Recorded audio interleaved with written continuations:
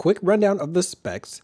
4K 30 frames per second max on the Razer Kiyo Pro Ultra. Can also do 1080p 60 frames per second uncompressed, but 4K 30 is going to be MJPEG. 4K 24 frames per second can be NV12. Insta360 Link, 4K 30 frames per second max, and it can also do 1080p 60 frames per second. It's always going to be in MJPEG or H.264, but that's really laggy. Now to get those exact resolutions, I've linked a previous video. You need to update the firmware and you need to use the Insta360 Link controller software to get 60 frames per second, but I'm not putting that on my PC, so I'm stuck with 30. I did update Razer Synapse to its newest version. All the same functionality is still here, but the weaknesses are still there.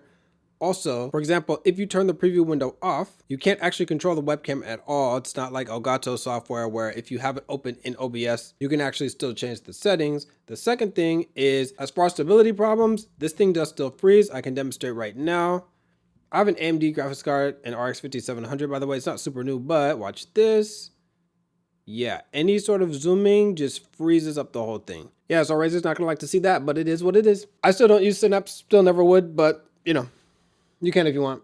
Now this is definitely the closest that any webcam has gotten to the Razer Kiyo Pro Ultra. The Kiyo Pro Ultra is still the sharper device, a little bit more detail, but more importantly, there's a whole lot less grain. I've talked a bunch about how good the optics are of this device. Pretty close in specs to the Sony ZV-1. The colors are great on both, but I actually give the advantage to the Insta360 Link in a couple departments. There's a little bit kind of bluish, at least in my OBS preview window of this shirt. Now I do have this on manual white balance. I can turn it to auto, but my shirt's like just kind of faded black, as it should be in the Insta360 Link. Now this is auto white balance on the Kiyo Pro Ultra, and I do think it struggles a little bit with auto white balance because sometimes it'll make things a little bit too bluish, and it does kind of adjust a lot. So the beginning of your shot might be a little bit bluish, and then after it's a little bit more yellow, a little bit more red. It just kind of changes a little bit too much in my opinion. But manual white balance is really, really good. It's just my shirt is faded black and has a little bit of like green. You can't really see it that well, but there's a little bit of green up here, but not that blue that you're seeing in the Kiyo Pro Ultra. Otherwise, the colors look really good on both devices. When looking at the boxes behind me, they look very similar. The colors are vibrant, but they're not fake oversaturation, but they're not also like super faded either. But the Kiyo Pro Ultra does have a little bit too much of like yellowish in that blue. It's kind of like a sea kind of blue.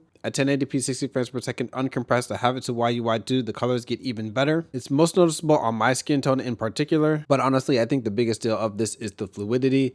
And whenever there's movement, it's not going to look as choppy because a lot of times when you're moving around and it's in 30 frames per second, it just doesn't look that great. So I'll actually go ahead and this is the 1080-30 of the Insta360 Link. When I'm moving, it looks a lot choppier, and that's just how it is. I'm a big fan of 60 frames per second. If we can get more, I do more. Now, unless you have the Insta360 Link controller software, there's really no advantage to ever using the 1080p on the Insta360 Link because it's going to be stuck at 30 frames per second anyway. And it can't do uncompressed footage. It's always MJPEG or H.264. So you just lose the sharpness for no extra benefit. Speaking of freezing, the Insta360 Link is frozen right now.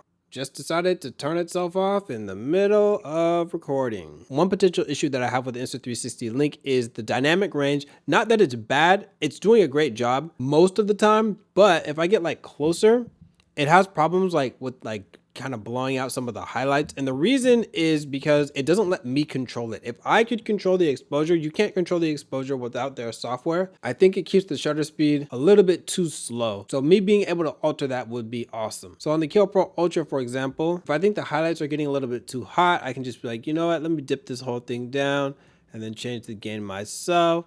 And then I could just have it like that, right? Whereas in comparison, if you look at the Insta360 Link, I can't do anything about that. I can't change the gain and I can't change the shutter speed. Of course, I'm loving the shallow depth of field that you're going to get with the Kiyo Pro Ultra. Very good optics that are allowing it to do this. Now with the Insta360 Link, has a very deep depth of field, so I'm in focus, but so is everything else in the background. Not quite as sharp as me, but definitely not ideal, at least for my use case. Now I've said many great things about the Kiyo Pro Ultra and its ability to do this with the lens. The only one limitation I would say is if you actually did want everything in focus, that's not really an option with the Kiyo Pro Ultra. With a point and shoot camera or a mirrorless camera, DSLR, whatever it is that you have like a lens that you can control, you can actually close the aperture down and that will keep a lot more in focus. The aperture doesn't actually change. 8.5 millimeters, 1.7 aperture, but it doesn't get any smaller. I'm not asking for that. I'm just saying if you did need everything in focus, then that's actually not an option here.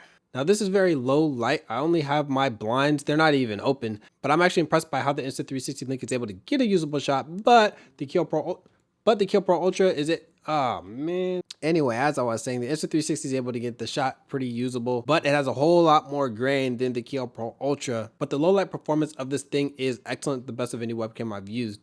Obviously, the problem here is that there's so much glare, but this is just an issue with me having glasses with no anti-glare on them. Let's look at some autofocus.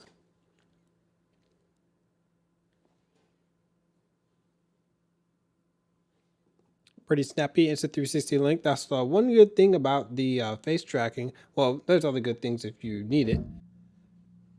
If you're ever out of frame, whatever the case, you can always lock you in. So right here. All right, cool.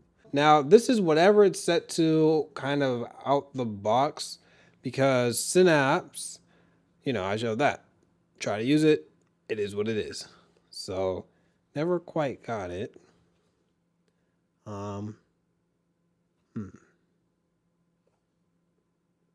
Well, yeah, kind of a weakness here, but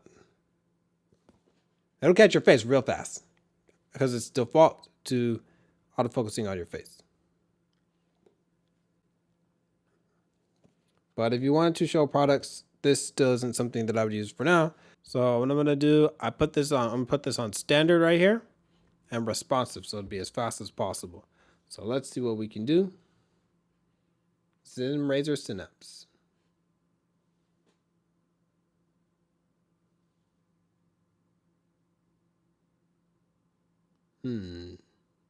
Well,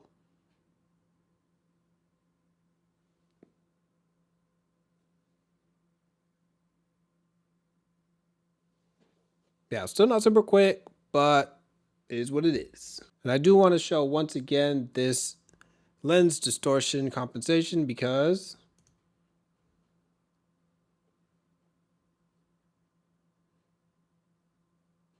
hello, man, what's going on here? I think the autofocus broke.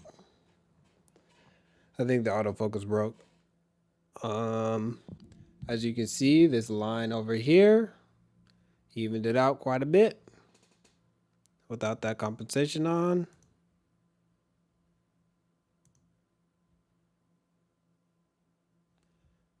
Get a little bit of that bend action. So something about the autofocus is broken when you toggle the lens distortion compensation on and off.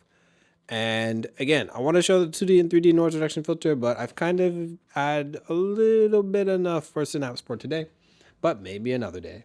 So I kept in those bloopers and errors on purpose because first off, it makes these videos a lot less robotic. Secondly, I think it is important to show that stuff, because what I could have done is just pretended like none of this happened. I could pretend like the Insta360 Link never freezes. I could pretend like Synapse never freezes. But like I said, I avoid using third-party software if ever possible, besides OBS, and that way you can bypass a lot of the issues anyway. Now, ultimately, I do recommend the Razer Kiyo Pro Ultra. I think that the bokeh is amazing. The colors are good. The sharpness is good. It's the best webcam that I've ever used. Still, the Insta360 Link does get the closest to this device of everything else that I've used. Sharpness is good, not as good. Colors are good, actually a little bit better. And the autofocus is just way, way better. You can put pretty much anything up to the camera. It'll snap to it and then back to your face super fast because of the face tracking. There's still too much grain, doesn't have bokeh. A lot of the functionality is locked behind their software. And the reason I don't have it, I talked about in other videos, it's very intrusive. It actually is kind of like spyware, and it monitors everything that's on your computer, all the software that you have, all the websites that you go to. On Insta360's Reddit, they were just like, yep, that's what we do, but we don't sell to third parties.